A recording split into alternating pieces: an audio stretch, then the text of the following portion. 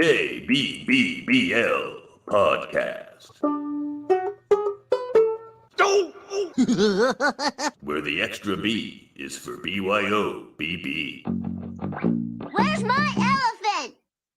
Tonight's show, which I totally wash my hands of, is really scary. So if you have sensitive children, maybe you should tuck them into bed early tonight instead of writing us angry letters tomorrow.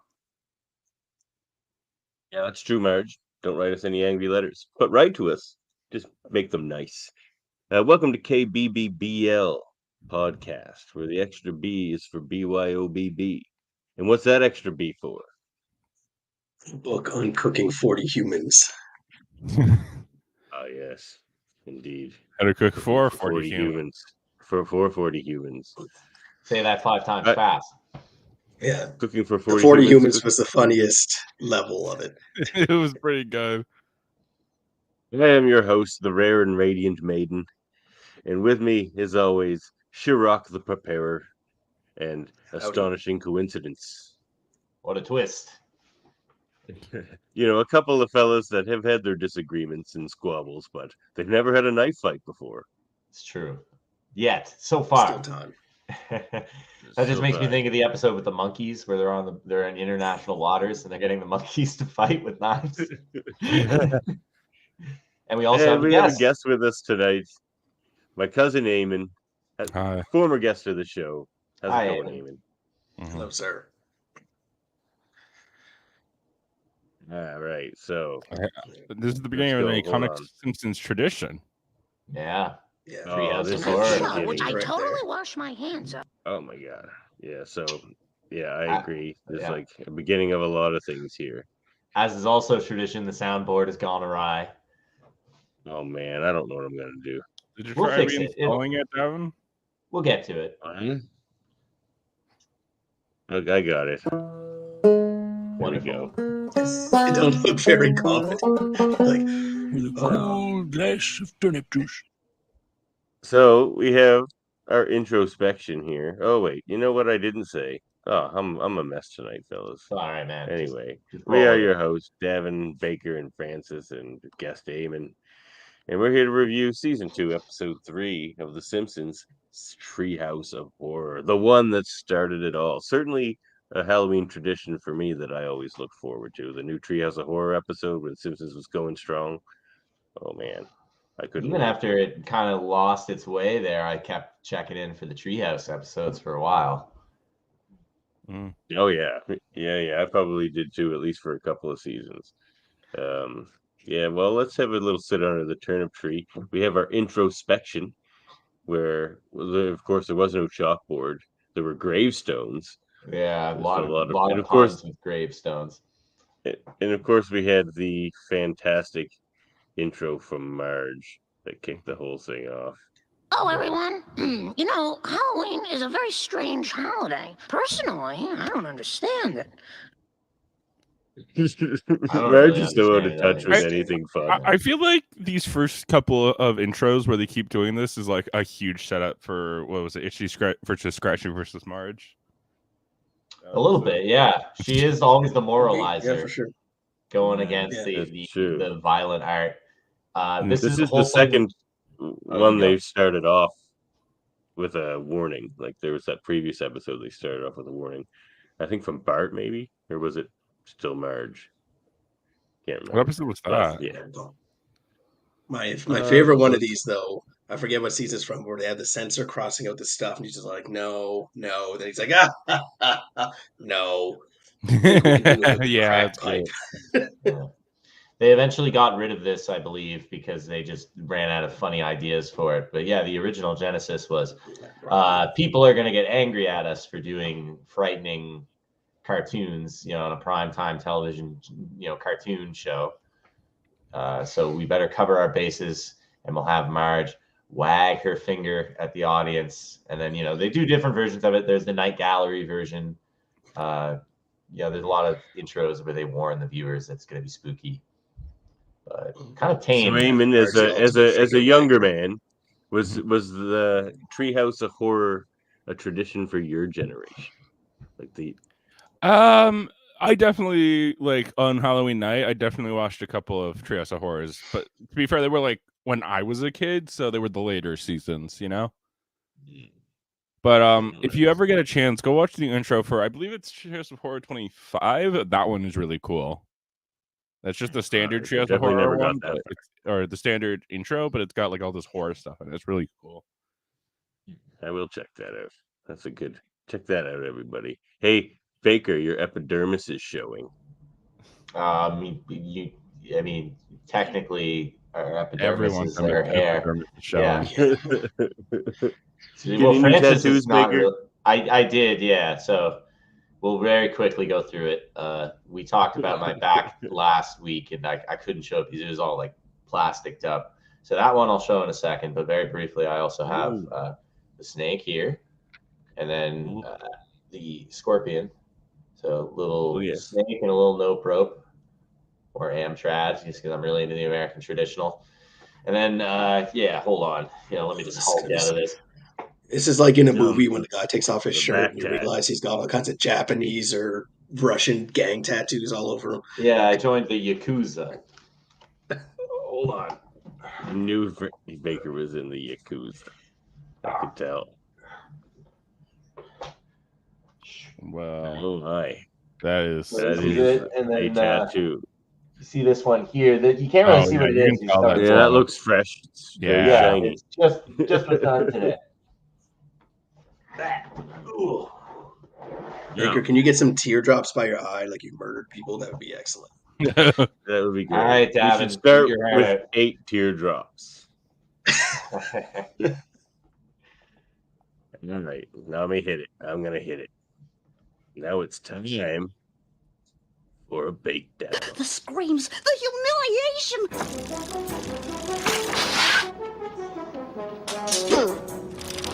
Ooh, I've never felt so alive. I love Martin. What a great character. And yeah, Treehouse of Horror, the first Treehouse of Horror, which is of course where the name comes from, because this is the only episode that actually has anything to do with the Simpson family treehouse. But kicks off a really wonderful series of Halloween specials. It's kind of nice that we're doing this on the 31st. It's obviously not October, but hey, it's close. Yeah, only like 6 months off or something like that. I wore my skull bandana, 7 my months. skull pirate bandana. Yeah, I got a skull here. That's Halloween for you. So really fantastic episode. We've already mentioned a few times, I think, how it's much good as I remembered. It's good as I remembered. I love it. It is. It's really good for a first Treehouse of Horror too. Like I was expecting, like I couldn't remember what gags were in it, and I was like, they might not be that great, but like right from the start, they hold up. Yeah, and I think also, as we'll get into with this breakdown, the story is very tight. It's 3. It's all the more impressive because it's 3 smaller stories within like kind of a bridge story. So it begins with Homer. By the time they get to number 25, are they still doing 3 stories? That's a good question. Yeah, they are. They're still doing 3 stories. Okay. The quality is going heavily down, but for some reason they insist on doing 3 instead. Probably just because the different writers have different ideas and they have a hard time settling. Putting their idea into the pot. I'll put my shirt back on. Hold on. Intimidating. Poor Sam. Poor Sam's got a weak heart. All right, so hold on with the big. I was enjoying it, Baker. I'll have you know, the blue hair. I was going to say, Sam's intimidated. I'm slightly aroused. But yeah, put it back on. It's probably better for me. I'm a rare and radiant maiden, so I shouldn't be subject to such things. Right? So. All right, but I always like the way that Treehouse of Horror is framed, because no matter what, they always have like it's an anthology horror, right? So like they have a story that brings you between the stories. Yeah, generally they do. I think pretty much every time they have a story that is like the thorough through. Yeah, it's like EC Comics. Think about Tales from the Crypt. Yeah. It's like there's this narrator, and then you go one through one. One of my favorites, I think, is the one where there's the Simpsons Halloween party, and it's like, this is his eyes, this is his brains, and they're touching the different foods. Yeah, that's cool. But this one, season 4? I think so, yeah. This one, though, begins with Homer. Here's a story that's really scarifying. Oh, brother. I call it Bad Dream House. Bad Dream House, the first story, but it's Which is, important of course, to note. is a play off of a classic horror and one of my favorites, the Amityville Horror. Oh, but also like every single Poltergeist has the Indian burial ground. The Shining It's just, too, almost. Yeah, with The blue Shining. walls. Right. Paul- Yeah, pretty much. Poe, we'll talk about Poe later. The Fall of the House of Usher, kind of in there with how it blows up at the end. So You could say the this is first also like The story- Shining. You could say it's like a lot of things. Yeah, the first story, before we talk about it, I think it's important to note that it begins with Homer trick-or-treating. Homer trick-or-treats. Yeah, that's right. Grown man. I guess that tracks for Homer. Yeah, He just wants the candy. Loves candy. Yeah, and The candy he's about to enjoy his not ill-gotten gains. I guess he probably just like trick-or-treated like everyone else. He's about to enjoy his candy, and then he I also have my overhears- skeleton for my Yeah, there I you still go. have the skeleton. Mhm. He overhears Lisa Turn and 'em Bart on. talking about these stories. They're telling spooky stories as a classic Halloween tradition that goes back many years. Ooh, that is spooky, Davan. For our Mhm. for Halloween just our audio special. viewers, there is a skeleton hear that it. is making noise and its eyes are I flashing. can't hear it actually. Yeah, it's I pretty can't low hear it. for us, Davin, but Davin is telling us all that it's making noise. So I believe see. it. Excellent. He says, "What? Have you never seen a skeleton before? So- Beware." Bart, unimpressed with Lisa's initial opening story, which is like a classic, the callers coming from inside the house story. He's like, screw that. And yeah, Davin, as you said, it's mostly, I think, based on the Amityville horror is like the primary thing that it's based on. But it's got a bit the of classic everything. haunted house. I see Yeah, the Haunted Shining in House. there too. Oh, well, Homer with the axe, especially, Yeah. is very shining axe. Yeah, and Poltergeist, you said too. With they said the Poltergeist. ancient Indian Yeah, the burial Indian ground. That's burial straight ground. out of Poltergeist, straight. Yeah. So This is let's a get mashup, into it. really. Yeah. Also, it looks like the Addams Family house, honestly. The I remember actual it was- exterior of the house. Like the TV show or the movie? I think like the classic TV show. Okay, I've Raul never watched Julia the movie. TV show, Or like so- the original cartoon like the comic strip rather. Mhm. That's all of it. Sign here. There you are, my man. And You guys know who that $1 for is? yourself. A buck. Oh, James I'm Earl glad there's a Jones. curse on this place. Huh? He's in every one of these. Yeah, that is James Yeah. Earl Jones. I didn't realize that until we Yeah, started now that you researching point, this episode. it's funny. It's funny how many voices you don't realize until they're pointed out to you, but then they make immediate sense. Yeah, it clicks right Yeah. away. Because I didn't Yeah. even He's realize it also until- one of the aliens. Yeah, he's in each segment. Yeah. I knew, of course, that he was the narrator for The Raven because that's what he's Oh, yeah. most well known for this episode. But I guess, hey, if you got James Earl Jones, getting your bang for your buck, right? Like His voice ever, man. Like make him do all the characters. I would say debatably the best voice ever for sure. He's up Like there. him and Harry Shearer and Dan Castellaneta playing the three aliens, like the crazy Yeah, voice acting. that speaking we of heard in Shearer, that scene. We're gonna So praise good. Shearer every episode or almost every episode, but he does the house yeah. in this episode, and it's so Mhm. good. Fine. Get out. So the Simpsons buy a house. Get out. Yes. What on earth was that? And their house is cursed. The house is cursed. It doesn't come with any Frogger. No, unfortunately. That's another episode of Treehouse. of different- Horror. different. That's number 4, I think. We were talking about that. earlier. yeah, We must literally have the been same one. motivated. Prime location, 18 bedrooms, moat. We shouldn't be able to 18 afford bedrooms. this. We got a good deal for once. Moat? Quit fighting it. I always wanted a moat. Yeah, the I would've moat. It bought that keeps house the too. Black Knight at bay, For a while, especially if you got alligators in your moat. Yeah. Funny to think about, kind of sad with the moat they didn't take the chance to do an Evil Dead reference with the bridge being out, Yeah. Yeah. I wonder if in that time it was as well known. I don't think Evil Dead. It was. Oh, more you know what probably I think obscure by it is? that point. Well, because I think Evil Dead 2 is only like 6 years when this movie comes out, like 6 years old. Yeah, Yeah, so it it's would have still been like pretty a new. cult movie, I think. And Yeah. You're not even yet. they do reference Evil Dead though. It's coming. They're gonna do an Evil Dead. I forget which one, but they reference Ash at least with the shotgun and the chainsaw. Yep. Yeah, so we can see Marge's bunny slippers there. That's a classic. Matt Groening loves bunnies. You know, this goes all the way back to Life Is is that Hell. why Life bunnies and show Hell, up yeah. in Simpsons all the time? Well, Interesting. if you guys don't remember, actually, in the originally Marge was supposed to be one of the bunnies from Life and Hell, and you can actually see that when she gets electrocuted in the Simpsons arcade game. I forgot. Thank you, Eamon, for reminding us, because that is true. There was originally a gag that they abandoned, which was that Marge had bunny ears underneath her hair. Hair, yeah. And you can still see it in the original Simpsons arcade game when she gets electrocuted. Gotta say, I'm glad they that didn't game. go. Wow. I won that one. cabinet one day. Great. Quit That's a throwing your it's a garbage hard into game. our dimension. Yeah, it's not very nice to throw your garbage into another dimension. Although it would solve our trash problems, eh? If we had like a vortex that would just fire shit. I guess, but I feel like that would be like the American way, and by that I mean like dumping your problems onto someone else.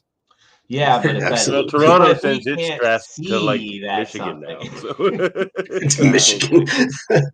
Yeah. I also love how unfazed Homer is with all these like blatant hauntings in his face. Like, even the rest of them, like you can tell he's trying to play it down so the family won't. Yeah, exactly. The vortex. He's just like, oh, He cool. got a good deal. A moat? Yeah, like they got a good deal. Come on, little curse. Okay, boy. Let's see you talk yourself out of this one. He just blames Bart. He thinks it's Bart doing all I these love. things. Well, that is one of the funnier gags too. Unfortunately, for people who are visually impaired, a lot of it's just based on the visual humor because Bart is dangling in the air. He's suspended in the air, being choked by a phone cable, and Homer somehow thinks that he's to blame. That's right. Like what?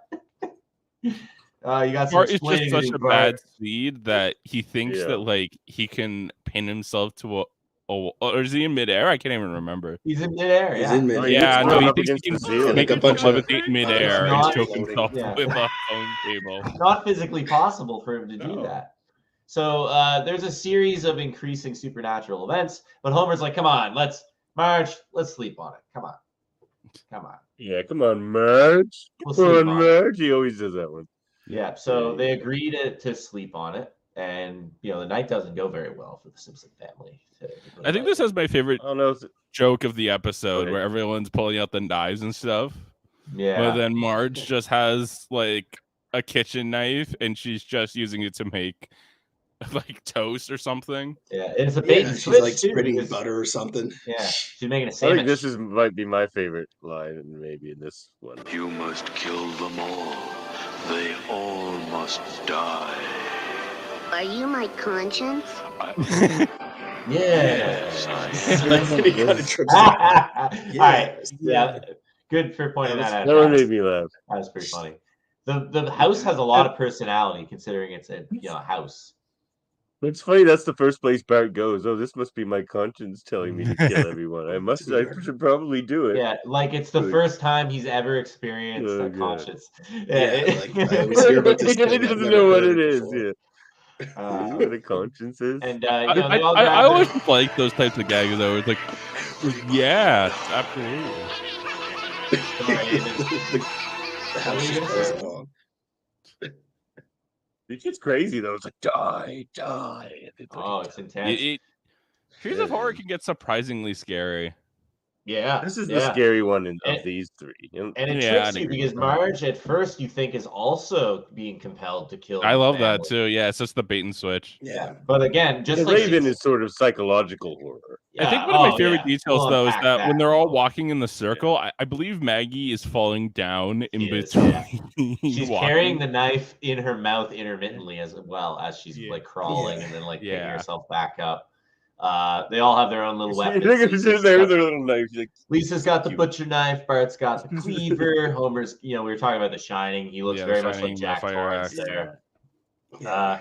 So Marge, just like she's the voice of reason at the beginning, where she's like, "Hey guys, like this episode's a little scary." She's the voice of reason here, saves the day by being like, "Hey everybody, chill out." And it's actually quite I got funny how that they're one. all just sheepishly like, oh. Doesn't children get dressed? We're leaving. Oh, come on, Marge. You said you'd sleep on it. I don't care what I said. This family has had its differences and we've squabbled, but we never had knife fights before. This is my I mean, favorite. that's it. That's my favorite line. Yeah. Both Marge's part come of on, we've never man. had You knife said you'd fights sleep on before. it.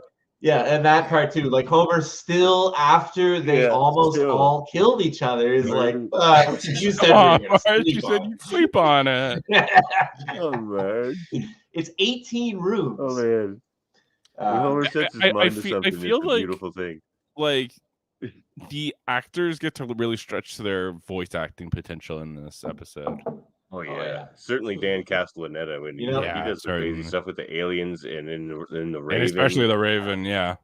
I'm glad you mentioned that, Eamon, because I think that hits on a part of the reason this episode exists, which is that they were getting a little bored of the same Simpsons formula, and these episodes, because they're non-canon, give them these fantastical things they can do that they couldn't otherwise do, and a lot of them. Oh, shit, I think. Hold on, my cat's trying to get through the little barrier. Yeah. But a lot of them they couldn't otherwise do. Oh, you so good? yeah, the bake down will continue. Davin, take it away for a second. Yeah. So then Marge makes a deal. She's just like, look, we're going to stay. It's our house, and we're just going to have to learn to live with each other. And, of course, he says, Can I have a minute to think about this? Sure. Yeah, 'cause he has a minute to think about it. You know, it's back and forth. So he could live with the Simpsons. I don't know. I choose death. I really want to do that. Right, and he Destroy itself rather than live with us. You can't help but feel a little rejected. Yeah, that's a great line. That's a big indictment of The Simpsons. Also, I'd like to point out, I mentioned it a moment ago, but this is very like Edgar Allan Poe in its own sort of way. The fall of the House of Usher, like the house like imploding on itself. So read it. Also, Also check out the movie but we won't get to that immediately. But oh yeah, when he calls up the realtor, he's like, "You never told me he was on the ancient Indian beer." Yes, like, yes. It's like you mentioned it 5 or 6 times. Yeah, it's very funny. I believe the realtor, when he says that. I do too. Okay, so story number 2. This is Bart's second serving. Pardon the pun, because this is a meal-related episode or segment of the episode. But the introduction of Kang and Kodos. Yes, one of the more recurring characters in the show. Yeah, especially for the Halloween episodes. The Halloween episodes. But even in canon episodes, they have made cameos. Just off the top of my head, there's the episode where Homer does the alien identification. Yep. The perp walk, and in addition to Marvin the Martian. Yeah, that's right. So I don't know if that counts as canon, but there's another episode or two where they appear. So yeah, they're fantastic characters. They look really they're funny. Cool. They're just great characters. And this is also continuing the tradition of a lot of Treehouse of Horror episodes that we'll see, or I guess beginning the tradition rather. This is a parody of a classic horror television episode, a Twilight Zone episode. Hungry are the damned. Hungry are the damned. The damned. I loved this gag. This one always stuck with me.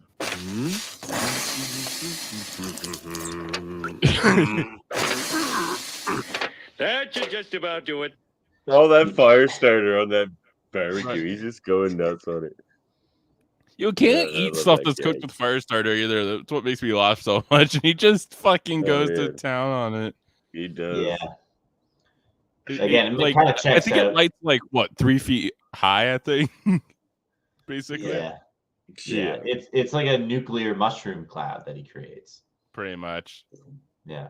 So the Simpsons are having a family barbecue, and it's late evening, I guess you could say. It's getting dark out, and suddenly a flying saucer appears. And they really just they don't have much like pretenses. They just get right to it. They get abducted. They There's a need great 2 whole tractor beams for Homer. Because he's fat. Yeah, there's a great fat gag with Homer because he's too heavy. So they use a second to put the extra beams. And they're brought onto this ship. Extra beams are for BYOBB. Yeah, yeah, that's very good, Davan. Yeah. So they are brought on board the ship. They meet the Rigelians, Kang, Kodos, and James Earl Jones. whose name is unpronounceable, or he'd have to rip You'd out have your to tongue. he'd have to remove your tongue. Well, thank you very much, Mr. To pronounce it correctly, I would have to pull out your tongue. Ooh. Although they do I think give my him a favorite name thing- later. I He's think my the favorite thing preparer. about these aliens, yeah, he's Shirok the preparer. Mhm. But my favorite thing about these aliens, other than their design, is the fact that you can always hear all the drool. and Oh, stuff I coming hate out of that. their mouth when they Yeah. Stuff speak. like that, like, just grosses the shit out of me. So Yeah, I can't. That's what makes them just like so the audio great, though. sensation. Yeah. Oh I- yeah. It's Speak definitely English. I am actually triggering. speaking right, Jillian. By an astonishing coincidence, both of our languages are exactly the same. You don't say. What are the chances? That That is to an me is astonishing It's absurd. coincidence. That's pretty impressive. it's considering them those just three- coming up with a dumb joke to explain their laziness, which I kind of like. They're like, well, we don't have really a reason. It's That's just the pretty same good. I know language. that to you, we Simpsons are a lower order of life. We face that prejudice every day of our lives. But we are happy on our little planet. I should This have is named the first myself time that lower. Lisa has just accepted that Simpsons aren't that great and that Yeah. she's kind of one of them. I should have named myself lower order of life. That would have been way better. For this Oh, astonishing so lady. Yeah. should I. No, Oh, that well. is a good one. Really behind the eight ball there. So they're One explaining of my that they're favorite being lines, taken- though. Oh. Right here, Baker. Sorry. What are you looking at, buddy? Your wife is quite a dish. We haven't gotten to that part yet, Davan. Sorry. I'm just fucking. I'm messing with you. Go for it. Go for it. So they, are being brought to this fabulous planet where they're going to be treated like, amazing. They're going to test the limits of their bodies. Like they get very vague euphemisms for what they'll actually be doing over there. They're kind of coy about it, but it's supposed to be very like luxurious for them. And in the meantime, they're being fed wonderful food. And there's the classic Simpsons, Eamon, if you didn't like the drooling, I'm sure you don't like the where they're shoveling the food in their mouth. Shoveling in the. It just reminds hate me of that. Has this episode happened yet? The one where Homer is trying to get his family to act better, but like they just keep shoveling the food into their mouths at the TV. Yeah, that was the first Yeah. season. Which Yeah, we I thought commented so. on. It was very atypical for the Homer we're more familiar with to be the Yeah. one who was like pounding the drum. He would be the to- first person to do that. Yeah. It's like, Cardi, I'll give you $5 if you give me a kiss. But Dad, I'm your kid. And in this episode, he is the first one to do that. He's literally the one He's to be literally like, the first one to do ooh, that. food. And then he's like, there is something wrong, Lisa. You're right. We need more applesauce. So Yeah. That's a different Get season. some That's a applesauce in here on different those one. pork chops. That's way later down the Our line. a comment from one of our viewers, I believe that was Sam, longtime viewer, was wondering if Marge gets pregnant from one of the aliens. That is a different. That's a way Treehouse later of down the Horror. line. I don't even remember when. Yeah. Yeah, that's a fun one too. It's though. later in there. Yeah. Yeah, it's one of the later. I think it's like season 9 or something. I think it's later than that. I think it's in the teens. Possibly, yeah. But this episode, they're fattening them up. They weigh them. There's a very suspicious scene where they're lined up and they applaud them for their weight. And that's around where he That says, is funny. "Your wife is quite a dish," which is Oh very, yeah, and I forgot very about that. funny. There are 3 of them. Yes, because they have Yeah. James Earl Jones in this Yeah. one. Kang, But- Kodos, and Yeah. Shirok. But Yeah, that's sure, not I'm normal. there. Yeah, normally it's just the 2 of them, but I think this Yeah. is the only time we see. Also, A third doesn't he one. introduce him as his sister in this one? Yeah, that sounds right. Yeah, which is hilarious because of course he then says hello, and he just has like the most masculine. Yeah, they sound exactly the same. But one of them is a Kodos, isn't it? It's the sister. Yeah, I think they're like hermaphroditic or something. Like I don't know how they Asexual, works. I don't Kang know. and Kodos who run for president. Yes, we're simply exchanging string cells. Protein Right. strand. Long protein. You know a strands. better way. That's one of my favorite political episodes, actually.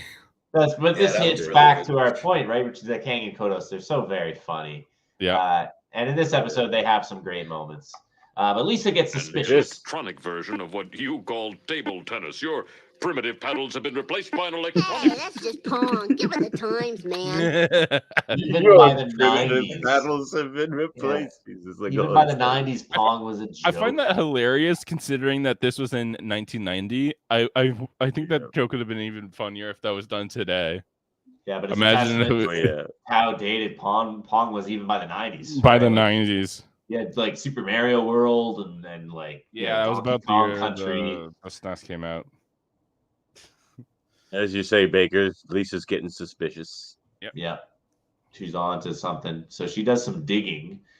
She sees Rigel make a very suspicious comment in the kitchen about how this will make the humans. This will give these humans the perfect flavor. Ooh. We skipped this line, but it's a great one. When we arrive, there will be plenty of time to chew the fat back. Notice how James Earl Jones is actually getting all the best lines in this episode. Which, Almost like they use did them that if you got 'em. intentionally. Yeah, use them if you got them, right? Kang and Kodo still have time to come. But for right now, since they have James Earl Jones, like, geez. I mean, it's definitely the most they ever spent on a guest star on this show. They would have shelled out the money. I also wonder, though, a lot of times these guys want to do it. I don't know the exact. True. This is interesting. They're still going to make their paycheck. Professionals. Yeah, I don't know how he was recruited, but apparently when he was playing the alien, he was chewing a cookie to make that voice. Which is quite hilarious. Oh, that makes sense. Like, you know how you get like the kind of gunk stuck in like your throat? Yeah, exactly. So that's pretty funny, I think. So Lisa finds a book. She finds this book that has a very suspicious title. And that title So is... this book gag has been one of my favorites since I was a kid. It's always like been how great. They just keep how they to just cook keep changing the bait and switch into the not bait and switch into the back how to the to bait cook and switch. for humans. How to cook 40 humans. How to cook for 40 humans. Who the hell writes that book? Like, what kind of person is like? I know, it's so absurd. It's like, oh no, there's number. still more space dust on here. I just love that it's space dust. Yeah, Once I you're love in the space, idea you just that add he has to had clarify that specify it's the from proportions, space. like 40 humans, no 39, no 41, just 40 humans. So very oddly specific. No one would write that book. Banquet. This kind of leads right into it. Well, I mean, Right, you're guess not we'll an wait till alien, the are end. you? Let's finish the discussion of the plot, and then I want to ask you guys a question. All right. So first, there's the confrontation. Lisa takes the book, and she's like, "Guys, they're gonna eat us. They're fattening us up to eat us. That's not good." And then the aliens push back, and they're like, "No, there's space dust on the book," and there's the hilarious exchange. And it ends with Kang and Kodos basically like chiding the Simpsons and being like, "You guys suck. You had the best opportunity ever, and you passed it up because you were." Even though that literally makes no sense considering the rest of the episode. Yes. So this is my question: were they actually gonna what was happening there? I think that they were gonna eat them. I do too, but I don't know. If there's a weakness with this episode, I'd say it's that it feels like a little bit of a cop because the scene where they're weighing them, it seems like what else? Why would they be like very good? Why would they get so excited that Homer was fat? Yeah, they do and say some pretty suspect things for not being planning to eat them. As the kids, if they weren't planning to eat them, why would they do that? Yeah, you're speaking Rigel. I mean, there could be a little bit of lost in translation going on. Maybe. But regardless of what the actual end goal was for the aliens, they do let the Simpsons go. They bring them back to their house. They drop them off, and they're like, "Peace. We're off to our home in the sky." So that's the second story. Yeah, they had their chance. They blew it. So once again, the Simpsons rejected by a higher being or a more powerful Lisa being. has her line again. There were monsters on that ship, and truly we were they. I don't know if I agree with Lisa there. I think that they were going to get eaten by aliens. But I think they got gaslit. Basically, they got gaslit. Yeah, basically. It's like, no, you're crazy. You think is that the theory? Were they going to get eaten, or were they going to get taken to a nice banquet on a paradise planet? I don't think they were. I just think all that other stuff again, where it's not canon, it's a silly episode. That was all just thrown in there. So this is Eamon eating plot that just flips it, of course. Just good guess, Eamon. right? made another very good observation. I think that this is a bit inconsistent here because there's a lot of evidence that strongly suggests that they're going to get eaten. And then there's other evidence that strongly suggests that they're not going to get eaten. So it's like, what's happening? Yeah. But it ends. Lisa then decides that she's going to share a story with Bart. And this gets us to the grand finale. This was the most praised segment in the episode, I think. Even though Matt Groening was concerned initially that that it was not funny and that it would come off. This is my favorite episode, and it's definitely the scariest segment. I think. I think so too. Yeah, I think. Yeah, me too. Yeah, it's mostly just the Raven told. Psychological. And it's just Edgar Allan Poe being Edgar Allan Poe being narrated by James Earl Jones. Yeah. And just which is perfect. Briefly. I would have paid for that. Yeah, I would have paid for that alone. Yeah. Once upon a midnight dreary.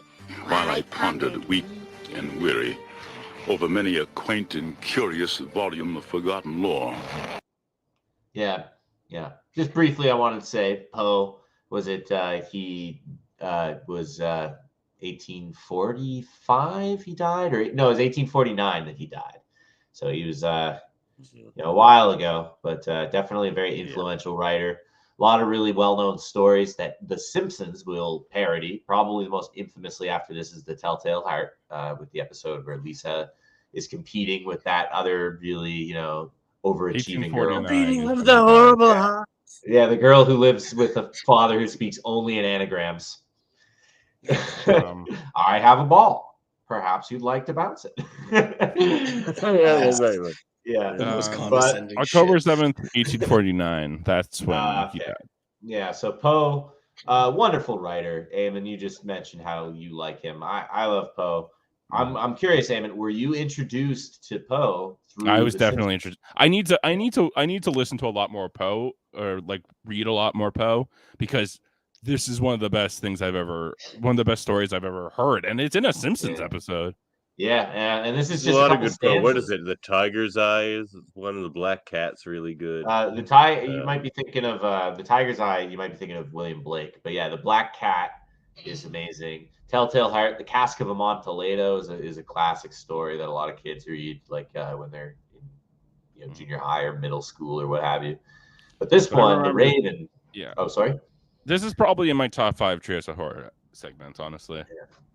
This one, The Raven, is basically just the Poe story narrated by James Earl Jones, and we can talk about that for a long time. Not a lot to say in a Bakedown. It's The Raven by Edgar Allan Poe. Go read I it. was napping, and so gently you came rapping, and so faintly you came tapping at my chamber door that I scarce was sure I heard you. Here I opened wide the door. It's a story of loss. Darkness there. I love James Earl Jones. He deserves all the credit he gets. But I don't think Dan Castellaneta gets enough credit for how well he's so good. acts. He acts. Oh, in this he's so good. He's amazing. And there's Bart there, of course. Yeah, you know what would be more scarier than nothing? Anything. But it's the point is it's about Bart. absence, Bart. The whole point is the narrator is mourning the loss of Lenore and is haunted by the fact that he can never be with his lost love again. And there's all kinds of different little things that you can unpack. We don't have time to talk about all the little. Well, no, and then there's a raven there instead of Lenore, and he can't get rid of this raven. And the raven, what is a raven, right? This black bird. It's a symbol. It's a portent of death. Yeah. They're a carry-on bird. They're. Tell me what that lordly name is on the nice plutonian shore. Quoth the Raven. Eat my shorts. That's great. That's like the only joke in the entire thing. Yeah, but it's great. I forgot that Bart dubbed that in. I laughed when that happened. Or I think it's Why Thou Little, or something like that. Hmm? The Why You Little, isn't it like a Why Thou Little or something like that? I'd have to go back and read the poem. I think that's just another ad. No, I'm talking about in the in this. Yeah. That's a good. I'd have to. Might be. Yeah. Take thy beak from off my heart, and take thy farm from off my door. Quoth the Raven. Nevermore. All right, yeah, it's starting to get genuinely spooky the way he says "quoth the Raven." Like it's very monotonous. Well, and the way that Dan Kessel's voice kind of builds to this fever pitch of just insanity, Yeah. Mhm. He does then- Homer so well. He has such an amazing range of emotion. It's so that he amazing. expressed through that character. Yeah, very well It's done. crazy. And he In this does case, a literally, perfect- he's doing crazy fantastic. Homer so well. Yeah. Well, I think that's the breakdown, don't you think, Baker? Yeah. So it ends with pretty basically, much it, yeah. he can never be reunited with Lenore. Yes. It's very haunting. His soul's, Mhm. trapped in the shadow of this demon looking over him. Very spooky stuff. And then Homer is traumatized. Lisa and Bart are fine. Yeah. Homer's traumatized. That's the breakdown. Yeah. He wants Marge to leave. I don't know why they wouldn't be traumatized by such a godlike story, but seriously. Send in those soulful and doleful schmaltz by the bowlful. This episode, I don't. Or no. No, this is just one of my many segments because I'm obsessed with segments. Much to Baker's chagrin. Yeah. All right. There's a lot of side characters in this one, I suppose. Well, not really, I guess. There's the house, and there's the aliens, and there's the bird. Yeah, Pretty there's much. the moving man. The Raven. For me, it's Sherrock the Preparer, James Earl Jones. He's Yeah. fantastic. He's got a lot of great lines. Chew the fat, quite the dish. Oh yeah, your wife. Yeah, I was just gonna say the aliens all together. I mean, I don't know. I don't think I we'll see think Sherrock again, I but think the house actually might Kang get, and Kodos are get it. great. I just really like Harry Shearer as a voice actor too. Yeah, though. Harry Shearer does an excellent House is job as good the for house. sure. Yeah. That's really, there's not many side characters. It's mostly the Simpsons in this Yeah. episode, eh? True enough. Yeah. So the house. That's their sideshow the spotlight. aliens. Yeah. Good stuff. What's up next? Kang Oh and yeah. Kodos. Here we go. Yeah, I'm curious. This what is we a got. pretzel town, pretty boy. Well, wait, no, this is the wrong segment. We got rid of this segment. Hold on. Now it's Franny's cromulent moments. Oh my god, I can't believe I almost messed up your segment there, Franny. Wow, I can't believe this, Davan. What? I know. I'm just not myself today. Baby's puking. It's not great. I don't know why. It's a perfectly cromulent word.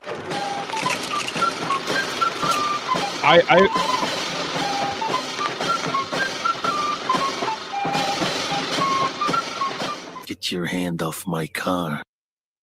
Always I feel like cromulent has become a word since The Simpsons used it, basically for like something that's just all right. Yeah, or It can't be the only word Simpsons They've has invented. embiggened the English language. Embiggened. There's another one. There you go. All right, so Franny, what do we got here? We got cromulent moment number 1. Pretty house. Yeah, and What this isn't choice even so do much I about this have? exact moment. I mean, it was funny that the house decided to destroy itself, but it's almost like a tribute to the house in and of itself. Like the fact that it's supposed to be evil, but it can be reasoned with, and is kind of like unsure of itself. Like, yeah, I'm your conscience. Like the whole house is hilarious to me. Yeah, fair enough. I think my favorite scene from that first one might be just James Earl Jones in the beginning. Just, I'm glad this house is cursed because he gave him a buck. Yeah, buck. That's like it's so insulting. Like, why are you tipping somebody at all at that point? Yeah, seriously. Even in the 90s. I love that too. James Earl Jones is basically playing the suspicious previous owner. You know. No, he's the moving guy. He's like the moving guy. Yeah, he's credited Yeah. on the thing as the moving guy. He knows about the house. He has his own Wikipedia page on the Simpsons wiki because every single character has a Wikipedia on the Simpsons wiki. It's insane. Which is why we have an endless supply for that game where I show you pictures. Yeah, that's where you're getting them from. Cromulent moment 2. Well, if you wanted to make Sherrock the Preparer cry, mission accomplished. Is that the only time they mentioned Sherrock's name? I can't remember. I think so, yeah. Because earlier, Marge asks, and he says you'd have to take out your tongue to say it right. Which is like, honestly, I don't know if they're actually referencing Lovecraft. Probably not. But that's like what Lovecraft said about Cthulhu. So the elder gods or high gods. You have to like say it like, whoo, and like you can't pronounce it with human vocal cords because it's an alien word. Which, if you think about it, actually, Kang and Kodos in that regard are kind of Lovecraftian. Yeah, they're very Lovecraftian with the tentacles. It was a good point. So what's so cromulent about this moment, Francis? It's just hilarious. Like I said, the whole thing with the book when they find that whole exchange is hilarious, and this is like the icing on the cake for me when he's crying and they're so offended that he's in tears about what he did. Like they're so offended, even though this book, like everything lines up. It's so hilarious. Yeah, like they could even see it. Well, coming from where you're coming from and what you saw, I could see how you would think that, but like no, totally it's just not on the table for them. These humans are just the worst. And cromulent moment number 3, we've talked about it already. Quoth the Raven. Eat my shorts. Eat my shorts. Yeah, and honestly, that was definitely the moment because I forgot. I just forgot that he dubbed just that the over. juxtaposition of that amazingly delivered line and the "eat my shorts." Yeah. Yeah. Shout out to I'm a Greek fan, so I can't help but shout out Athena, the bust of Pallas that he's the bust of Pallas. I was almost going to make a segment about Pallas, but I didn't. I got something else. Okay. All right. So, where are we? Oh yeah. Hold on. Here we go. Are we at rating? I'm just wondering, what's the point? Would it make any difference at all if I never existed? How can we sleep at night when there's so much suffering in the world? That's the point. That's the point. I'm going to keep this one short and sweet, boys. I mentioned it earlier. The writers, they were looking to do things, explore new spaces. This is an episode of imagination. Think about the Twilight Zone, where you're entering another dimension, a dimension of sight, a dimension of mind. This is the writers. Do Twilight. A few. Like several the times. the gremlin on the bus is a Twilight Zone. Well, no, so is To Serve Man. This episode that we just watched is an actual Twilight episode. Yeah, How to Serve Man. But they also do a Twilight Zone wraparounds, I believe, like the main segment. They do Night Gallery as well, which is also Rod Serling. This was just the writers really wanting to get creative, and I think succeeding tremendously. And it's another piece of the puzzle for the Simpsons creative team, really flexing their muscles. Like we talked about how great the voice acting is from Shearer and Castellaneta in this episode, and of course, the guest star. We're going to see more and more amazing guest stars that do a lot of heavy lifting too. Short and sweet. The point for this episode is that there isn't really like a moral point. I guess that the Simpsons family is flawed because the house destroys itself and the aliens reject our life forms. But for the most part, I think what the theme of this episode is that the imagination can do a lot of different things. We visit outer space. We see a haunted house. We just see a classic work of English literature. So nice little potpourri, nice little mix. Yeah, like you said earlier, this is really the first time they say. Yeah, you caught it, Davan. Excellent. I caught it. What? I said a potpourri. Yeah. Oh yes, very clever. But like you said earlier, this is really the first time they explore some some non-canon stuff, and like we can just have fun, and none of this matters, right? Just have some gags. Yeah. I mean, they could have left it in the world. They could have had the Simpsons try and move, and the Simpsons get abducted by aliens. And I guess the Poe thing doesn't work. That had to be another thing. But they find ways to work Poe back into it. Isn't he also one of the judges or one of the jurors? Yes, he is. Yeah, along with Blackbeard and Lizzie. I'm pretty sure he's one of the zombies too. I think so. Yeah, he is. He is one of the zombies. Just take your seat. Just take your seat. I even wrote theme music. There, listen. For laving out loud. Laving out loud, fellas. So let's talk about the Raven, but we're going to talk about the actual bird.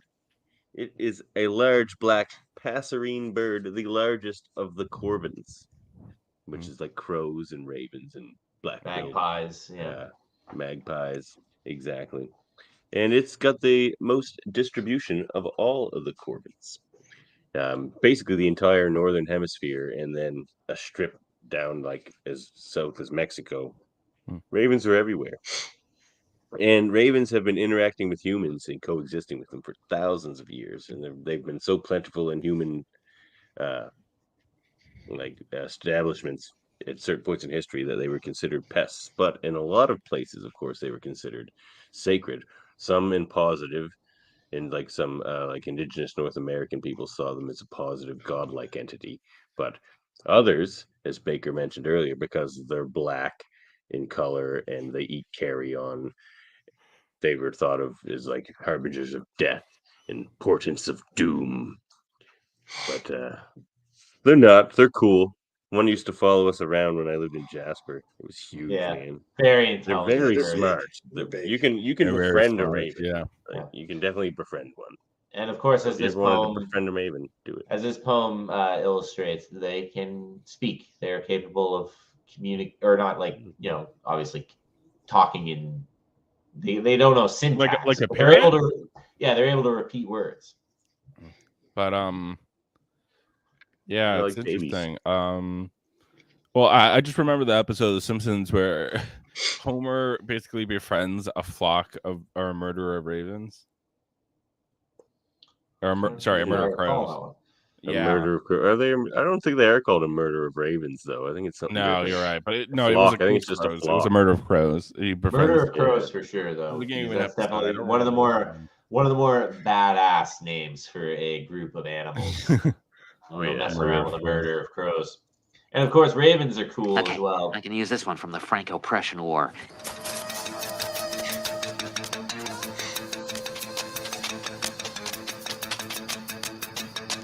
Oh, here we go. May I ask you a bold question? I like this new intro. You can ask us a bold question, Davan. What are you? I'm gonna ask you six bold questions. Okay, answer me these questions. Six. Time first. Question the first. The competition of our podcast here, the competition round. So, whoever knows the answer, just holler it out. But And you have to complete reading the question. We can't read the text. We have to wait for you to finish reading it. No. Speed readers do not get an advantage here. Okay. All right. So, number one.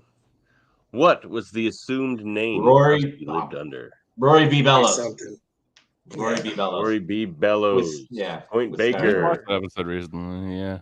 Sorry, I almost broke what I just said, but then You almost got in there early. I had the Rory, but all I could think of was Rory Calhoun, the man who's always standing and walking. The guy, look at them standing there, bunch of little Rory Calhouns. I can't kill them, Smithers. Yeah. Anyway, all right. Question 2: which town that previously had a monorail did Marge visit to get evidence on Lyle Langley? Ogdenville. North Averbrook. It's one of the two. North Averbrook. Also could have been Brockway. Yeah. He put them on the map. I love it. Then he shows a map where he's just like crudely penciled them in. It's probably not even where they were. Shout out to Phil Hartman. What an amazing voice actor. Oh yeah. We got 1 point apiece between Franny and Baker so far. Lots of time, Eamon. Lots of time. Lurking in there. He's gonna. This could be a 3-way tie with 6 questions. Could be. No. I almost don't shield it. I was like, no, that's not correct. What was the name of the restaurant where Homer was poisoned? Oh, I know the episode, of course. Good question. I know. Yeah. This may be one where. Yeah, we are all gonna have to tap out. I'm gonna take a stab at it, Francis. I don't remember it. I assume it's something Japanese. I'm just running through it in my head, guys. I think Fongs is Seinfeld. Franny, you have 5 seconds. Franny's got 5 seconds to get there. Too late. I don't have it, but I'm gonna kick myself. Happy Cinema. Yeah, I remember the sign now. There was an electric sign. With yeah. Like the fish is like. Yeah, I remember now. But I wouldn't have remembered it until you told me the name. Yeah, same here. It's like it's there, but it's too far in the fog. Funny how the memory works. Next one about everybody's hero. Number 4. Hank Scorpio gets Homer to decide which country he likes the least so that he can destroy it. What were his options? France or Italy? Italy and France. And Italy. Baker got in there first. Yeah, that was very close. Everybody knew it. Everybody knew it. He liked France. France? Yeah, he picked France. Yeah, I was say he picked France. Nobody ever picks Italy. It's because Americans always rip on France for surrendering in World War II. That's even though they helped them become and Canadians rip on French people because we hate each other. Yeah. We live with French people. We are loud. Yes, somehow. Yeah, but the Quebecois hate the French. No, we live with Funny how that Quebecois. works. It's not the same thing. I was literally just in Ottawa at the. I know how the Quebecois works. Yeah. I'm ethnically an Acadian, so oops, they got me. Right. So those Baker's English up by guys. a point here. Yeah. Baker's up by a point with 2 questions remaining. All right, still anyone's game. Number 5. What name does Milhouse attempt to enter when playing the Bone Storm video game? Thrill House. Thrill House. Baker's in there on Thrill House. Eamon was just Eamon very close. I swear. Eamon might get lag from it must be Ontario. there's a lag. It could I be was gonna lag say- because he's in Ontario. I'm going to give that one to They Eamon weren't- because it was close. Yeah, they weren't first Yeah. on my display. It was Thrill How, I believe, is all you could get in yeah, there. Thrill Ho. Yeah, Thrill Ho. Yeah. Which of Yeah, course Thrill is Ho. funny. That one's He's going to calling Eamon. himself a hoe. So Franny and Eamon can tie it up with this last one, or Baker can take it away. All right. Come on. This one has Liz. options. Come on. Just I might unplug do an your impression. headphones for me. Number 6. Which of these films would you not remember Troy McClure from? School of Hard Knockers, The Boat Jacking of Super Ship 79, The Erotic Adventures of Hercules, or Dial M for Murderousness. School of Hard Knockers. Ship of Yeah, I was 79, gonna say whatever that. it was called.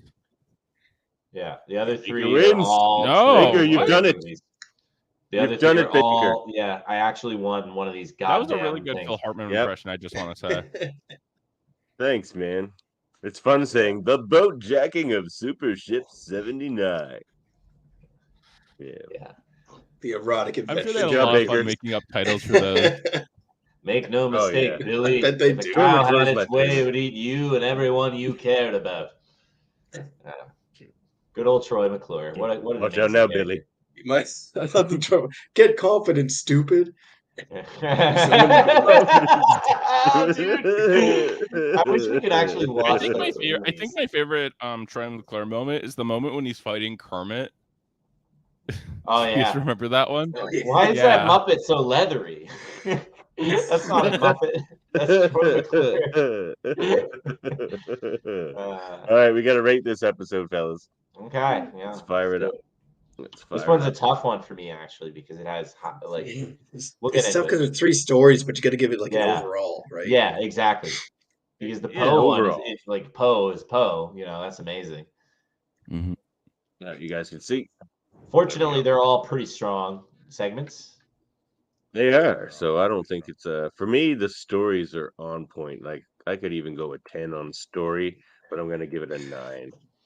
All right, I'll go at 8.5. I think that the story is pretty creative. The one chagrin I have is the second story has some inconsistencies that I can't really reconcile. I agree. But that's me being I'll go 8 on Francis stories. Woodley. An I'll 8 go 8 from on stories because they're Francis? For Franny the well, stickler. because here's the thing.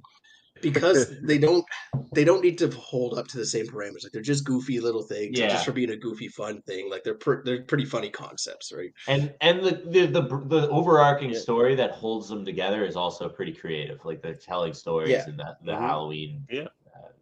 The treehouse. And it kicked off a sensation. Eamon, story for you. I have to agree that the second story it's just like there's some it doesn't really make sense with the entire plot twist, so I'm gonna give it a 9. But other than that, I love the entire story of it. Oh, yeah. Yeah, so all around very high rankings for the story. Definitely Humor's pretty good as well, but that's not its strongest suit. But I'm still gonna give it a 7 for humor. Yeah, that was actually what I was going to give it to, Davan. Sorry, Because, guys. they found some ways to make the Poe segment kind of funny, but it is still mostly just like spooky. But I like that they tried to do something different, and I like that the other 2 segments have a lot of comedy, so it's pretty funny. Pretty memorable. It's very memorable, which I the think second segment especially had me laughing quite a bit. There was a lot of great stuff there. So I think it was. I'll probably go 7 for humor too, which is high for me. But I mean, I love Kang and Kodos. It's almost all the first and second one. The third one is with its merit, but it's not so much funny. But the whole house thing, how absurd the house's personality is, the introduction to aliens, I find them hilarious. It's pretty good. Yeah, I love Kang and Kodos. So it is in fact I your highest humor rating, Francis. That the Raven isn't as funny as the other ones, but it's also not attempting to, so I don't dock the episode points for it. But How to Cook for 40 Humans is one of my favorite jokes in the entire series, I think. So it's great. I honestly think I have to give it like an 8.75. 8. We don't go double decimals. Okay, we're rounding up to an 8.8. Okay, yeah, okay, 8.8. 8.8. All right. And Heart. I mean, it's not a lot of that here. Yeah, it's kind of the fatal flaw with this episode. I guess the Raven is a pretty powerful, like, it has a lot of meaning to it. It's about loss and love, and it's just longing. Memorable. It's so memorable. I'm just gonna give it a 6 on that. Yeah, I'll give it a 6. Even by Poe standards, I would say the Raven isn't like the most like complicated poem. Like he has some more like the Telltale Heart, for example, I would say is a much more like psychologically complex story. Yeah, I mean, I don't know, like a 3, but it's not. It's not the aim of this. I was wondering how Raven. And it only gets at 3 because of the Raven. Like the other ones have no heart, but that's not what they're aiming for in this episode. So it stands to reason. It's not. I mean, you guys have pretty much said what I was about to say. The Raven is the only thing that carries the heart in the episode, and even then, it can only do so much. So I think I'm going to go with a 5. Right. Okay. Very good, fellas. I got to get your old man to fix the numbers there so it calculates your totals there because I don't know how to do Excel, not anymore. We can kind of speculate. You're saying you need Dad to fix them? It would be around an 8.5. Yeah, he's going to fix it based on the it would be around an 8.5 for Eamon. Yeah, so it'll bring our score up. It'll probably be in a 7 something. It's one of the higher ones for sure. We'll get back to you, folks. Simpson and Delilah. Yeah. So according to us, the last 2 episodes have been the best ones. So like we're cooking. In fact, the 3 last episodes have been the best ones. Yeah, I thought Treehouse of Horror was the second episode of the season. 3. Simpson and Delilah was the second one. And what was the first one? In fact, it's an F. Yeah, that's the one. Oh yeah, of course. That's one of the best episodes ever. Yeah. Oh yeah. Speaking of hearts, right? Like that's a really strong moral episode.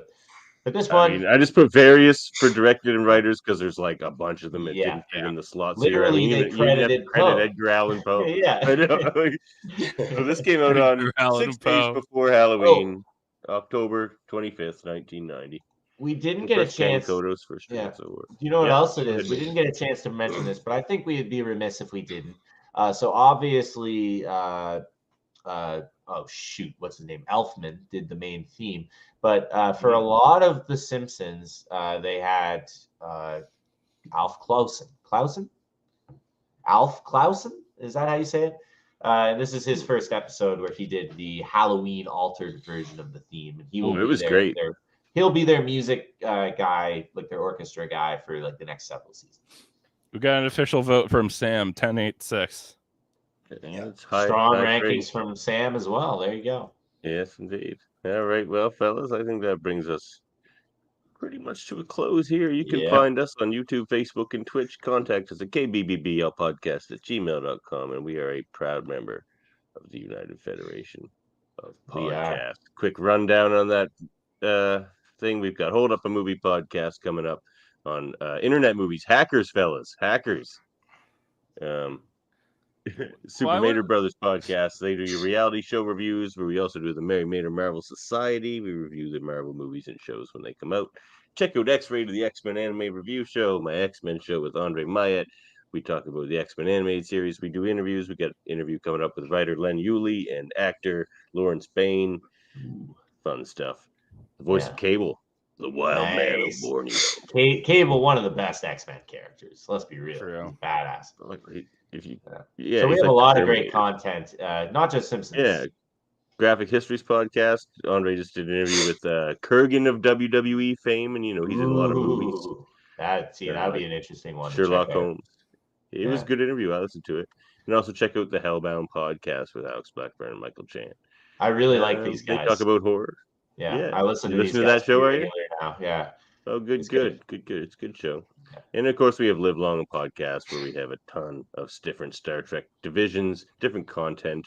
We got Debate 9 coming up. There's lots of reviews of the Picard show right now, and of course, Deep Space Nine and other things, Enterprise.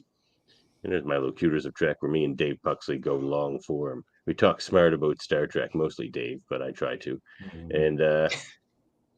And we do Star Trek radio theater and stuff in the Ops division. But that's it for us. Yeah. Thanks again, everybody. And thanks, Eamon, for joining us for this episode. Thanks, Eamon. Yes, sir. Thank you. We'll see you again, I'm sure, down the line. Yep. All right. Good night, everybody. Happy Halloween. Happy Halloween, Some people in the future might be listening to this on Halloween, so get your I don't know. That's the funny thing about time zones. And that it's Halloween. It's Halloween somewhere. Yeah. All right. Peace out, everybody. What on earth was that? KBBBL podcast. Where the extra B is for BYOBB. Where's my